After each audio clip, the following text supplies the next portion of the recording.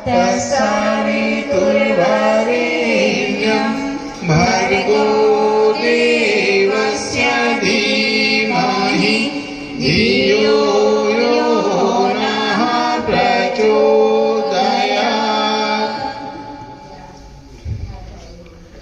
सभी उपस्थित देवी स्वरूपाओं, माताओं, बहनों, बच्चियों, देवतुल्य भाइयों, आज आप चैत्र पूर्णिमा हनुमान जयंती के दिवस पर, शुभ अवसर पर आप इस हनुमान मंदिर प्रांगण में विराजमान हैं।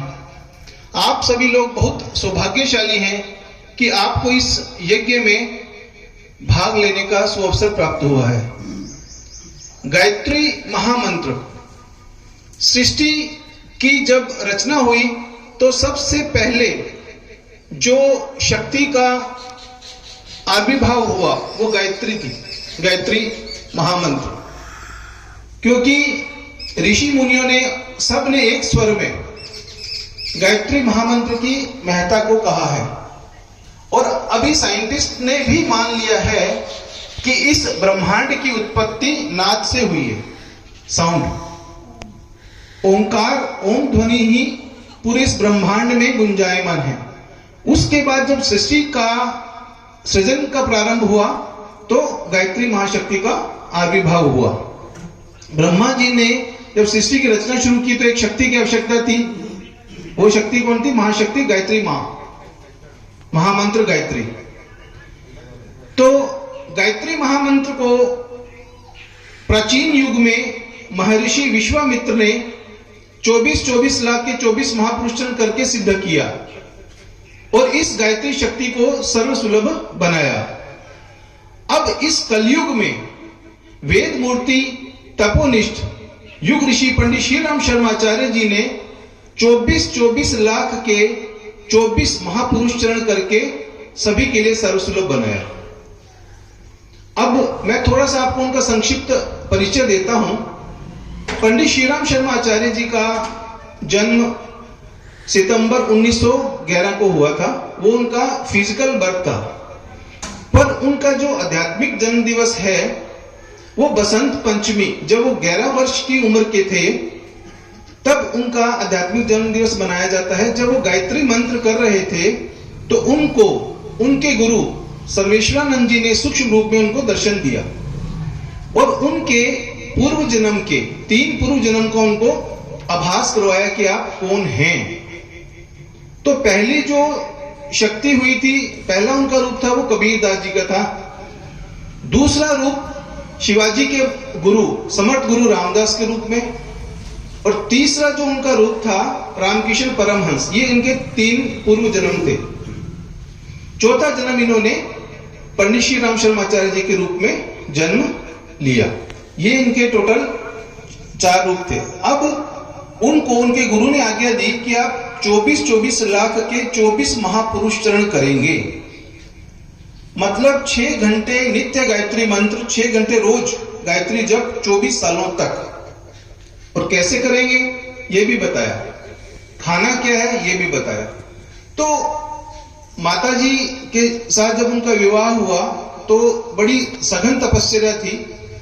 उन्होंने कैसे खाना खाया वो मैं बता रहा हूं कि डाइट क्या थी। पहले माता जी गाय को जौ खिलाती थी। वो जौ खिलाने के बाद जो गाय गोबर करती थी ना, वो जौ साबुत आते हैं। क्योंकि गाय का जो शरीर है ना, उसमें 33 कोटि देवता निवास करते हैं। वो प्यूरिफाई होकर निकलता है। गोबर से वो जौ बीनते थे, उसको धोते थे अच्छी तरह, उसको सुखाते थे। उससे सिर्फ जौ की 2 रोटी दिन में और 1 गिलास छाछ, ये उनकी 24 साल तक। कितने साल तक? 24 साल तक ये डाइट थी जी। 8-9 दिन, महीना तो अपन भी कर लें हिम्मत मार के, वो भी हिम्मत मार के। 9 दिन कहते 9 दिन रख लें यार, कोई बात नहीं, महीनों रख लिया। 24 साल जी एक मतलब तपोनिष्ठ क्यों बोल रहे हैं? तप की पराकाष्ठा जो है ना, वो उन्होंने पंडित श्री राम शर्माचार्य जी थे। अब 24 लाख के 24 महापुरुषों कर लेते हैं तो उनमें एक ट्रिमेंडस एनर्जी का फ्लो हो जाता है। मतलब बहुत एनर्जी आ जाती है उनमें, वो हर कोई नहीं संभाल सकता। उस एनर्जी को संभालने के लिए भी शरीर बल चाहिए।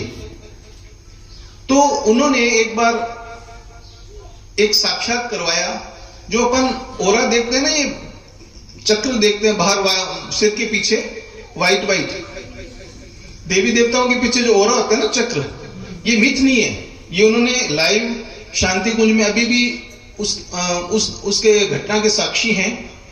गायत्री जयंती के दिन वो प्रातः काल उन्होंने इंस्ट्रक्शन दी कि मैं गायत्री जप करने बैठूंगा ओपन में बाहर, और उन्होंने इंस्ट्रक्शन क्या दी कि उस दौरान मेरे शरीर को कोई नहीं छुएगा। तो 7-8 घंटे हो गए, तो आपके मेरे जैसा शिष्य की गुरुजी ने भूख लगी हुई, पूछा तो सरी उठे को नहीं, 8 घंटा हो गया गायत्री मंत्र में बैठे है, जागबन हाथ हिलावे ताकता बड़ा है गरम एकदम। वाट है प्रभु बाजो माता जी गए, माता जी गुरुजी को तो बुखार हो गया जी। आप केस होता है तब तो ऐसे तो क्या बुखार हो गया, पर एक्चुअल में क्या था, एक वो बहुत बड़ा प्रयोग था। उन्होंने क्या किया, गायत्री महामंत्र के द्वारा जो सूरज की एनर्जी थी ना, उस सोलर एनर्जी को अपने अंदर फ्लो करवाया, और जब वो शाम तक, जब सनसेट हो गया ना, थोड़ा अंधेरा सा हो जाता है, उस समय हजारों लोग उसके साक्षी कि इनके पीछे व्हाइट ऐसे पूरा ओरा चक्र बन गया था जी। ये साक्षात उन्होंने दिखाया। ये क्या है, ये विशुद्ध साइंस है। उन्होंने क्या किया, दिन में एनर्जी अपने अंदर स्टोर की, और बाद में जब वो सनसेट हो गया उसको रेडिएशन शुरू हो गया। अगर कोई यहां साइंस के विद्यार्थी है तो आइंस्टीन की इक्वेशन सुनी होगी, E = mc²। E = mc² में क्या है, पदार्थ है, मास, एनर्जी है, गायत्री महामंत्र एनर्जी है, c वेलोसिटी ऑफ लाइट, मतलब रेडिएशन होना ही है, लाइट जानी है, मतलब ये 3 चीजें अगर है ना तो एक दूसरे की पूरक हैं। कोई भी 2 चीजें हैं तो तीसरी अपने आप आएगी। ये एक आइंस्टीन की बहुत बड़ी खोज थी। तो वही मास था, उन्होंने रेडिएट किया। तो मैं ये मतलब गुरुदेव के बारे में ये बोलना चाहता हूं कि वो कलयुग के महर्षि विश्वामित्र हैं, और हम बहुत सौभाग्यशाली हैं कि आज उन्हीं के द्वारा जो एक गायत्री परिवार, उन्होंने इस संगठन का नाम कुछ नहीं दिया, परिवार दिया। अब परिवार के जितने भी मूल्य होते हैं वो इस गायत्री परिवार में है भाई। समर्पण, सहयोग, त्याग, तपस्या जो भी अपने पारिवारिक जनों में मिलता है ना, वो इस गायत्री परिवार में है। तो परिवार नाम देने से क्या है, बॉन्डिंग, एक अच्छी बॉन्डिंग हो जाती है। अब उन्होंने गायत्री महामंत्र क्यों दिया, मंत्र तो और भी बहुत थे, तो उसका रीजन है, आपने मतलब कभी मैं एक्चुअली में कभी किसी को करंट लगा होगा, हालांकि भगवान नागरे लग गया कि ना, मतलब बिजली का करंट लग गया उसी का देख कूलर का अलग, वो कंपन पता है कितने होते हैं, सिर्फ 50 कंपन होते हैं। जो अपने करंट लग जाता है सिर्फ 50 कंपन 1 सेकंड में होते हैं, वाइब्रेशंस। और जो गायत्री महामंत्र है उसके अंदर 1,10,000 कंपन प्रति सेकंड है। कितना, 1,10,000 कंपन। सोचो कितनी जबरदस्त एनर्जी इस गायत्री महामंत्र में है। ये गायत्री महामंत्र जब आप बोलते हैं, जब ये गायत्री महामंत्र आप बोलते हैं तो जो इसकी एनर्जी है ना, वो इसे वलय में घूम करके सूरज के पास जाती है। ये सारे अपने ऋषि मुनियों ने खोज करी हुई है। ये जो भी शब्द बोल रहा हूं ये गुरुदेव महाकाल ने खुद लिखे हुए हैं, जो मैं बता रहा हूं। तो ये जो है वलय के रूप में, गायत्री महामंत्र ऐसे वलय के रूप में जाता है, सूरज जाता है, सूरज से वापस एनर्जी लेकर के आता है। तो ये गायत्री महामंत्र का वो, इसमें 24 शक्तियों का संपुट है, 24 मंत्र है, 24 अक्षर है, 24 शक्तियों के द्योतक हैं। उसमें अपना पूरा ब्रह्मांड उसमें सम्मिलित है। तो गायत्री महामंत्र जो कुछ भी करता है, जो कोई भी करता है, उसके अंदर उसकी कभी भी उस घर में अकाल मृत्यु नहीं होती। पहले बात, बहुत बेनिफिट है गायत्री महामंत्र के। जहां गायत्री महामंत्र होता है उसमें कभी भी अकाल मृत्यु नहीं होगी। दूसरा, भौतिक और आध्यात्मिक उन्नति उसकी तय है। तीसरा, सात्विक प्रवृत्तियों का संवर्धन तय है। तो अभी जो अपन एक मंत्र आपने सुना होगा, ओम स्तुता मया वरदा वेद माता प्रचोदयन्ताम, ये जो मंत्र है इसमें सारा आयु आपको मिलेगी, धन दौलत, मतलब भौतिक आध्यात्मिक उन्नति सब मिलेगी गायत्री महामंत्र से। तो आप सबसे रिक्वेस्ट है कि आप नित्य प्रतिदिन एक दीपक प्रज्वलित करके कम से कम 10 मिनट गायत्री महामंत्र का जप अवश्य करें। 10 मिनट गायत्री महामंत्र का जप अवश्य करें। ये आप सबसे रिक्वेस्ट है कि आप अपने घर पे आज से ही, अगर कोई नहीं करता तो आज से ही 10 मिनट का गायत्री महामंत्र का जप करना प्रारंभ करें। जब आप करना प्रारंभ करेंगे तब आपको आपके अंदर चेंजेस फील होंगे कि मैं गायत्री महामंत्र करने से मेरे में क्या चेंजेस आ रहे हैं, आप खुद फील करोगे। आप शांत रहने लग जाओगे, आप दूसरे के बारे में पहले सोचोगे अपने से पहले। एक गुरुदेव ने एक पंक्ति लिखी है, औरों के हित जो जीता है, औरों के हित जो मरता है, उसका हर आंसू रामायण, प्रत्येक कर्म ही गीता है। ये तय है कि जब आप गायत्री महामंत्र करेंगे तो ये भौतिक सुख सुविधाएं तो एकदम तुच्छ सी चीज है, वो तो अपने आप आपको मिलती चली जाएंगी। मेन आपका आध्यात्मिक विकास होगा। तो आप सबसे रिक्वेस्ट है, आप गायत्री महामंत्र का 10 मिनट जरूर जप करें। आज आप गायत्री यज्ञ में शामिल हुआ। मैं यज्ञ की छोटी सी आपको लॉजिक देता हूं, साइंटिफिक युक्ति बताता हूं। किसी ने खाली सूखी लाल मिर्च खाई है? लाल मिर्च किसी ने टेस्ट करी होगी सूखी? वो कहना अपने को तीखी लगेगी खाएंगे तो, सूखी लाल मिर्च। और वही अगर छोंक दे तो, अग्नि में समर्पित कर दे तो सब छींके मारने लग जाते हैं ना। पर छींकते हैं ना सभी, दांत आने लगते नहीं। तो ये क्या ना, उस एक मिर्ची ने अगर आप अकेले खाओगे तो वो अकेले को इफेक्ट करेगी, परंतु वही आप अगर अग्नि में दे दोगे तो वो स्थूल नहीं रहती, आप मिर्ची को देख नहीं पाओगे, पर वो सूक्ष्मीकरण की प्रक्रिया है। वो अग्नि में मिलकर के क्या होगा, वो छोटे छोटे कणों में सबको इफेक्टेड कर देगी। सेम यज्ञ की ये प्रक्रिया है। कोई लोग बोल देते हैं ये तो चीजें वेस्ट करो, हवन कर रहे हैं। गलत मिथ है। आप 1 चम्मच घी जो खुद को खाते हैं ना, वो ये आप जब अग्नि में आहुत कर दोगे 100 लोगों को बेनिफिट कर देगा।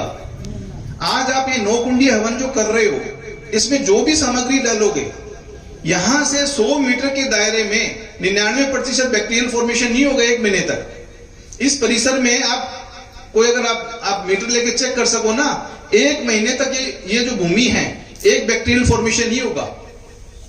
इतनी जबरदस्त पावर है इस यज्ञ में।